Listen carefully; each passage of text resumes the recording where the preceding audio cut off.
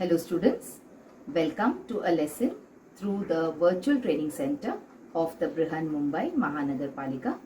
My name is Shraddha teacher, and in this lockdown period, since we are not able to go to school children, we will be doing many lessons here online through the virtual class. So come on, let's proceed to our lesson for today.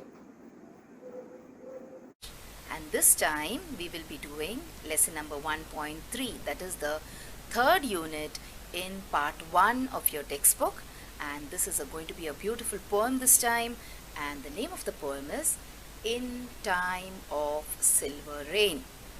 Let me reintroduce myself. My name is Shraddha teacher, and I will be teaching you English as well as social studies this year through the virtual class.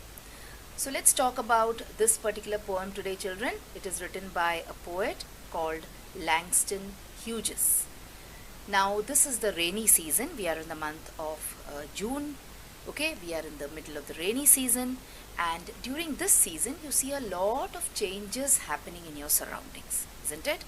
And all these changes, they happen because of this rain. So let us see what the poet Langston Hughes wants to say in this particular poem, In Time of Silver Rain. That is, during the time it rains, or you can in short say during the rainy season. So let me read the poem for you. We will try and understand what the poet wants to say. So, in time of silver rain, the earth puts forth new life again. Green grasses grow and flowers lift their heads, and over all the plain the wonder spreads of life, of life, of life. That means when it starts raining, when the rainy season starts, what happens is you will see that there is a lot of new life breaking forth. Okay, new life means during the summer season you will see that due to the extreme heat of the sun, many of the trees dry up, even the grass and even the small plants on the ground, they dry up, and things start looking dry and brown all around. But as soon as it starts raining, after around 15 days of the rainy season coming in, you will start seeing greenery all around you, isn't it? You will see that the grass is sprouting back to life. You will see that flowers start coming out of these grass, flowers start blooming, and everywhere you will see wonder. Wonder here means beauty spreading. And what is the beauty about? And what is the wonder about? It is a wonder of life. It is a beauty of life. It is a miracle of life, which you see spreading all around you during the rainy season. Alright, so now you know how important or how vital rains are to our life. Alright, if there is no rainy season, very soon life on this earth will perish, because water is one of the main things that we need in order to live, isn't it? So this is the importance of the rain as said in this particular part of the poem. Let's look at the next part of the poem now. So, in time of silver rain, the butterflies, they lift their silken wings. Okay, can you see the butterflies on the screen for you? So, what do the butterflies do? Just now in the previous stanza, we learned that during the rain, when the rainy season starts, flowers start blooming everywhere, isn't it? And when the flowers start blooming, what happens? Immediately you will see the butterflies flitting around these flowers. And these butterflies, they lift their silken wings. That means they start flying around, and they also try to fly to catch the rainbow. Can you see the butterfly flying towards the rainbow? Alright, and then you will see not only the grass but also the tall trees coming up to life. Okay, tall trees also start blossoming, they start blooming. You will see the lush green foliage of these trees. Okay, and then everyone is happy. Everyone is singing. All the boys, the girls, and everywhere you will see people very happy, people very glad that life has formed, life has come up in a new way. Okay, so that is about this particular poem. Let me read this stanza for you. So, in time of silver rain, the butterflies lift their silken wings to catch a rainbow, and trees put forth new leaves to sing in joy beneath the sky. As down the roadway passing, boys and girls go singing too, in time of silver rain, when spring and life are new. That means everything around you, it wears a new look. You start feeling that the earth has worn some kind of a new shawl or a new coat on herself. Alright, so this was about this particular poem and the explanation of this poem. Now what we will do is, children, after reading the poem, after trying to understand the poem, we will try and solve certain exercises which are mentioned in your textbook. So which are the exercises that we have in the textbook? We have rhyming words. If you look at the exercises given on page number 9 under the English workshop heading, you will see that there are rhyming words and there are alliteration. So these are the exercises which are part of this particular lesson. Rhyming words and alliteration. So alliteration is a kind of a figure of speech. So we will see that also later. Let us first look at what rhyming words are. So what is a rhyme, children? It is a repetition of end sounds in a poem. When the end sounds or the sounds at the end of the word is repeated, then that is called as a rhyme. Okay, let us see.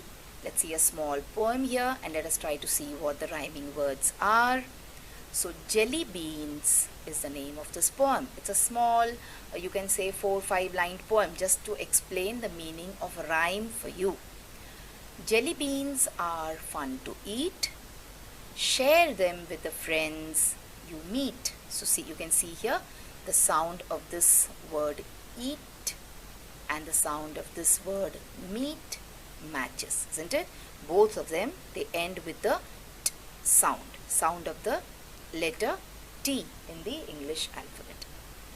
Eat a few, they are sure are yummy, but not too many, they'll hurt your tummy. So now you must have understood which are the rhyming words here. Yes, you're right. It is yummy. Okay. And the word yummy rhymes with the word tummy. So what is the last sound here? It is a sound of E. Yummy, tummy. So when the last sound of the words rhyme in a poem, this is called as rhyme of the poem, or it is called as a rhyming words in a. Alright, let us look at some more rhyming words here and some more examples. So does book rhyme with cup? Does the word book rhyme with the word cup? No, it doesn't. Why? Because book also ends with a k and cup also ends with a p sound. Book ends with a k sound and cup ends with a p sound. The end sound is not the same. Alright, so it is book and cup. Alright, so book and cup do not rhyme.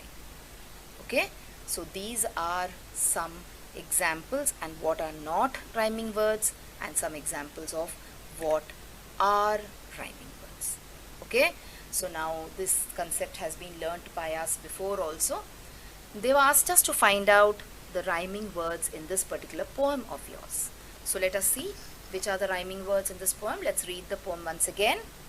In time of silver rain, the earth puts forth new life again.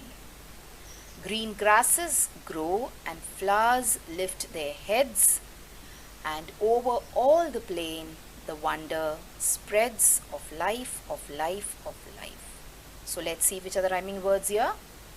So we have rain rhyming with again, and you can also say that plain also rhymes here. So rain, again, plain.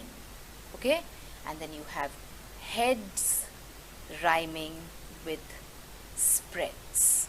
Okay, so these are the rhyming words in this part of the poem. Let's look at the rhyming words in the next part of the poem. See here. In time of silver rain, the butterflies lift silken wings to catch a rainbow cry, and trees put forth new leaves to sing in joy beneath the sky. As down the roadway, passing boys and girls go singing too, in time of silver rain, when spring and life are new. Okay, so here we can find two words only. One is cry and the other one is sky. Alright, so these are around, I think, 3 pairs of rhyming words in this particular poem. Okay children, so the first part of our exercises was rhyming words. So here let us look back again once again quickly. What is the meaning of rhyming words? We saw what the meaning of rhyming words are. We tried to understand how words rhyme and how they sound to the ear. Okay, now the next concept here, according to the textbook, the next concept is the concept of alliteration. Now the concept of rhyming words and the concept of alliteration are exactly the opposite of each other. In rhyming words you pick up the last sound, and in alliteration you pick up the sound in the beginning of the word. You pick up the consonant sound in the beginning of the word. What is consonant sound? Consonant sound is the sound of the consonants. Now we have the English alphabet, that is we have 26 letters of the alphabet. We have A, E, I, O and U, which are the vowel sounds, the remaining sounds.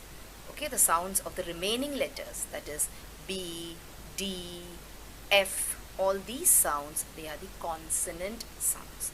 So when you use the same consonant sound in the beginning of a word or a line or a verse, then that is called as alliteration. Let's look at the example here. Peter Piper picked a peck of pickled pepper. Okay, so you can see the sound of the letter P, alright, being repeated in Peter Piper picked a peck of pickled pepper. So this is an example of alliteration. See, look at this. Sheep should sleep in a shed.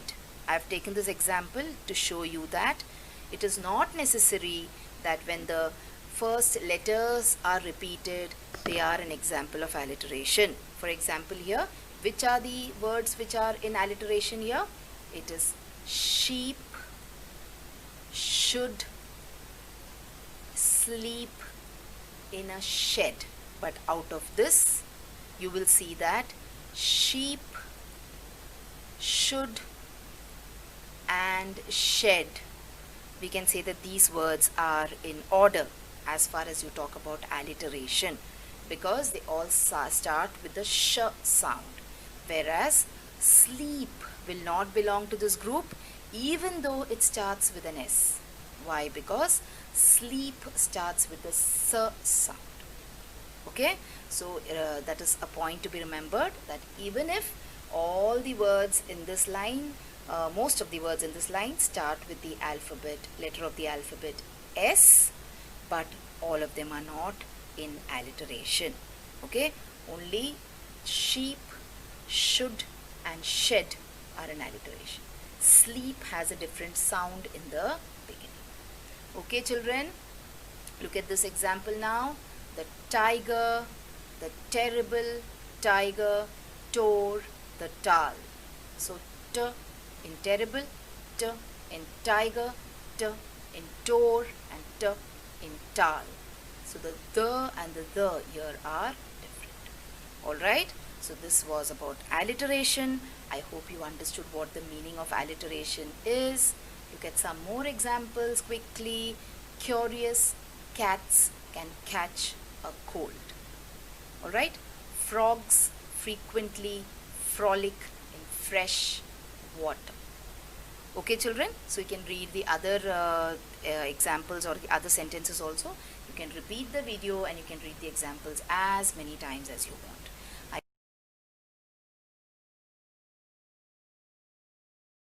So children, wasn't that a wonderful video? And did you enjoy watching it?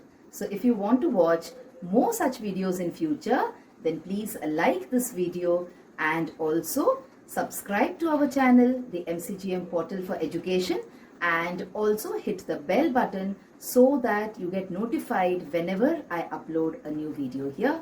Thank you so much for now. Let's meet again soon.